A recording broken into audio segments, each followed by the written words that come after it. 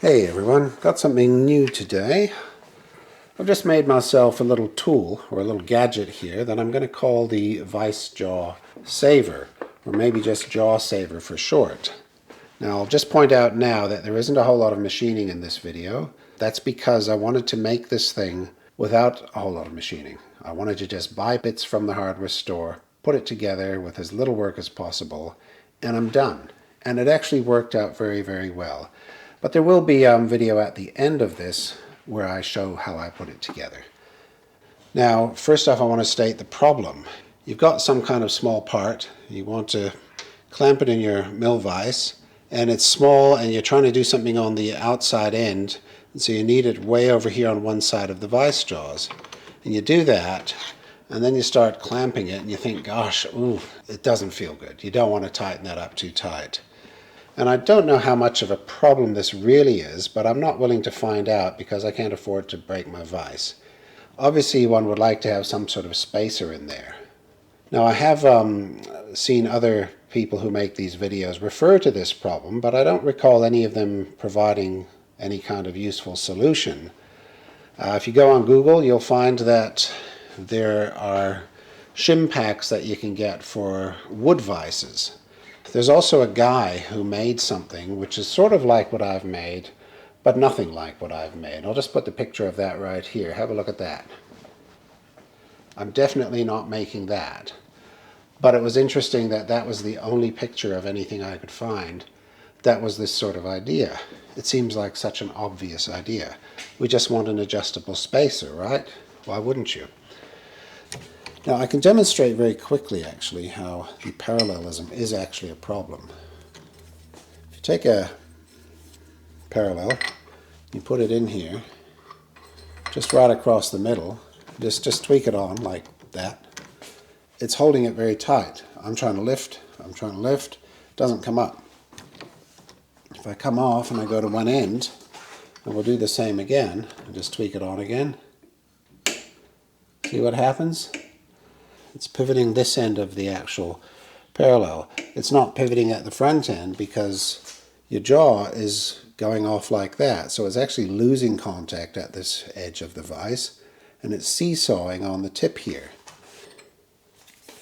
So that's a simple demonstration for that. Now over here, not quite so simple, but we can also demonstrate this very easily. We'll just put a dial indicator here, something like that. If I just tweak this on like that, just get it to where it just sort of holds, it tweaks up in about 1/100th of a millimeter. If I get stuck into this, I'm feeling about 1/10th of a millimeter. That's as tight as I feel I'd want to go. It's just about 1/4 of the way around. But at the other end,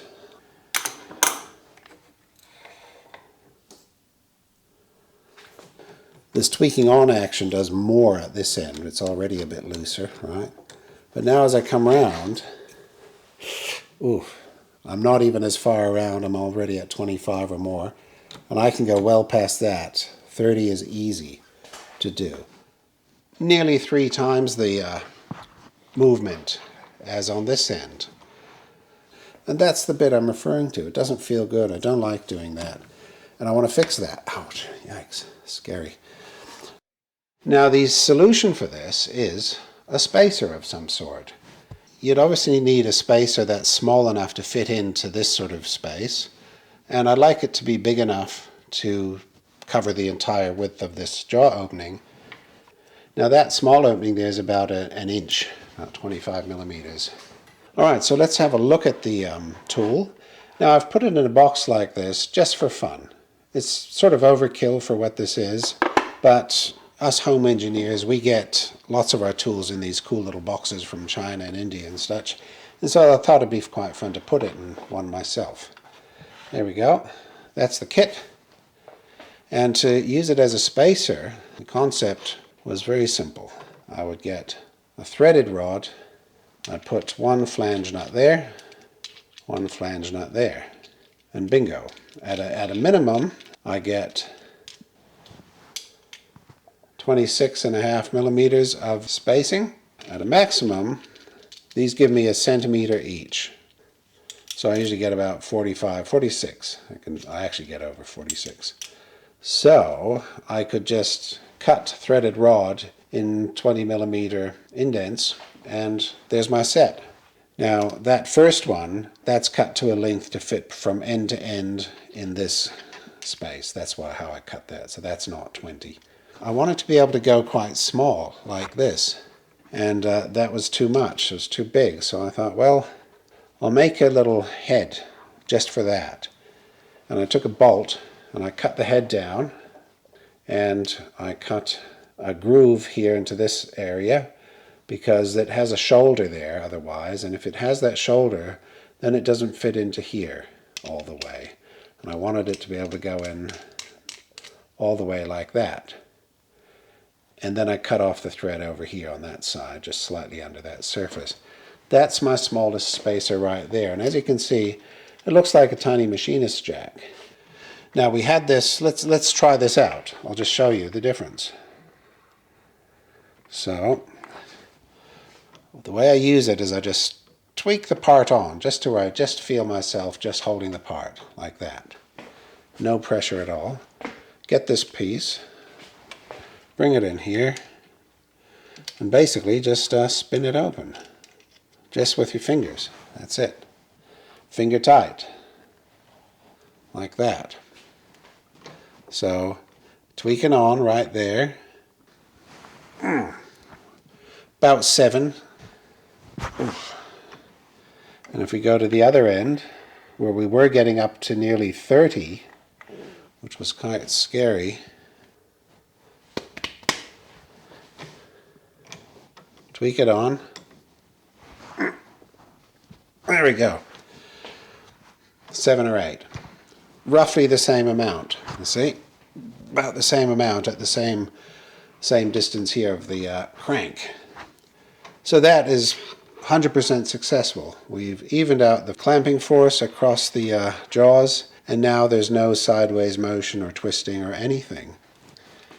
Now, other people, when they make these machinist jacks out of nuts and bolts like this, they'll often turn off this bolt head to be round and then knurl it. I didn't want to do that. I quite like having all these hex sections because you can actually tighten and loosen them like that with a spanner. That's the smallest one. It's about 18 millimeters. That's my smallest spacer right there. The largest spacer I've got here is about 90 or 100, and I can get that out to beyond the maximum size of this jaw. Now, you may have noticed that I've got some machining here in the top of this part here, and that's because if I'm going to do this, am I going to use this as a machinist jack? And because machinist jacks were the first thing I thought of when I thought of making this thing, and I was trying to design from the machinist jack to this. And eventually I figured out that's the wrong way. I should design this and then turn it into a machinist jack afterwards, and that's what I've done. As a machinist jack, it's a little bit floppy at times, and it's that top is not what we want on a machinist jack. In fact, you want something like this. And the point of this is a slot going across the top there and a hole in the middle. And the slot is so that you can hold a rod like that. I don't know how essential that is, but this is what everyone else does, and so I did it. And the hole is for a ball bearing. You put that in there, and that puts all of your supporting force on one spot, which is then not affected by any angles not being square and flat. Again, in order to keep the machining to a minimum, I didn't want to have to make 5 or 6 or 7 bolts of different lengths and then have to machine the head off each one of them to look like this. I just wanted to do it once.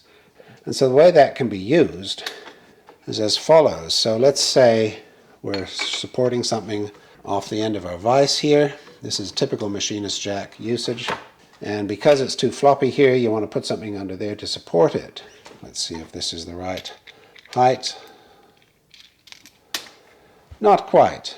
Okay, let's put in our machinist jack head. And I can just stick it in the top there like that. Done. That's tight. There's your basic machinist jack for this height. Now, if you still don't really like how that works, so if you want a greater range, and I should point out that I wanted to be able to use the jack at two heights, not just this height, which is from the bed to there. That's that height because I have the swivel base on my Vise. But a lot of people don't use the swivel base, and I want the option of not using the swivel base. If I take the swivel base off, then I would need something more like 60 millimeters instead of 90. And you need about an inch worth of upwards range because you might have your part on parallels or something. And so with all that in mind, I set about making some more improvements to this. Again, always with the idea of it being really simple to make. Number one, let's take all this out. This is the part that got me started on this whole thing. I saw a threaded rod coupler like this, and I thought, wow, that's nice. See, if I just go stick a bolt in the top of that, this was going to be my machinist jack. I'm done, just like that. And if I had kept the bolt long, say like that, I could have had a good range. That's pretty good. Now, how can we improve on that? Nice thing about this M16 stuff is it's sort of like Lego. It just all fits together really well and it feels good. You see, everything's like this. Of course, I made sure that the threads were really clean and well cut. And you get this big range of adjustment. And of course, it's no problem installing a longer thread on there.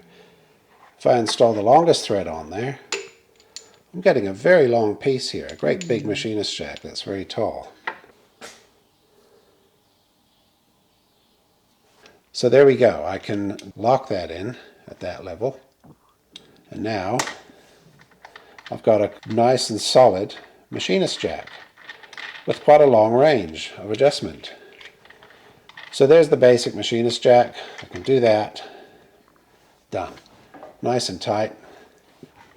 Use the ball bearing if I want. Tump, tump, tump. And there we go. Again, nice and tight. Good stuff. Ta-da! Alright, so there we go. That's Rob's Vise Jaw Saver. Now stick around past the end of my comments here because I'll just put in some footage of how I put this together. Just whatever I find that's interesting. And otherwise, I'm very happy with that. So happy I gave it its own box. I think this is going to get quite a bit of use here on my mill. And so if you like what you saw, give me a like, subscribe, comment, share the video, all that good stuff. And we'll see you in the next one.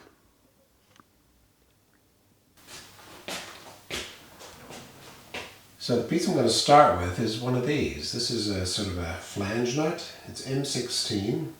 This is just zinc plated.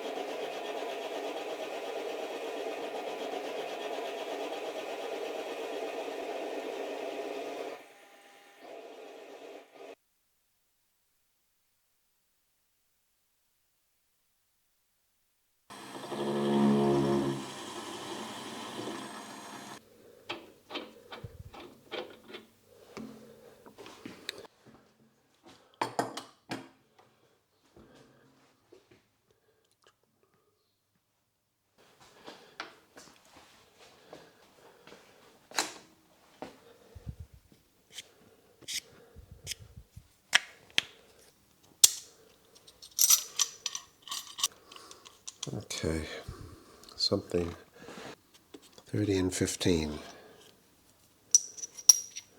Yes, of course, that's 45. I can get it back in. I'm going to find that center line with the corner of my end mill there. And I'm going to take it up, then I'm going to go across.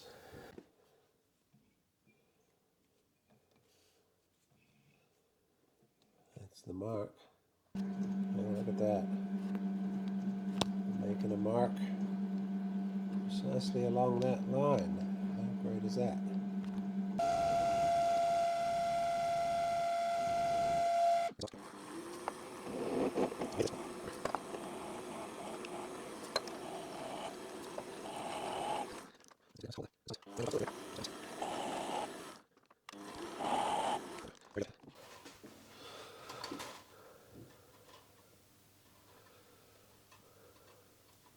Which takes us to 65.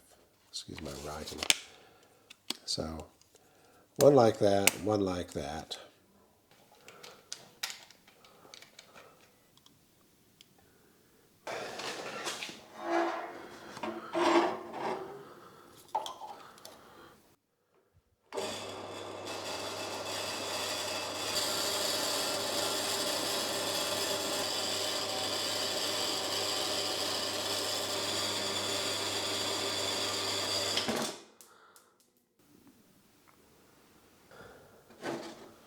$65.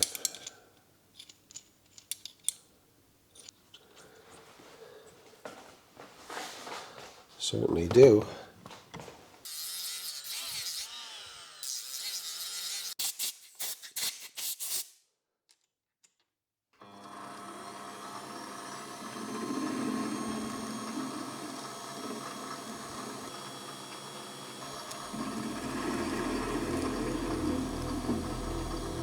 Should get stuck. Nope.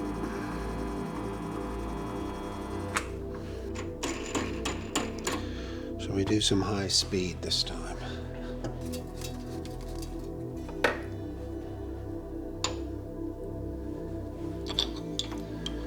Let's do some Jenga here on our...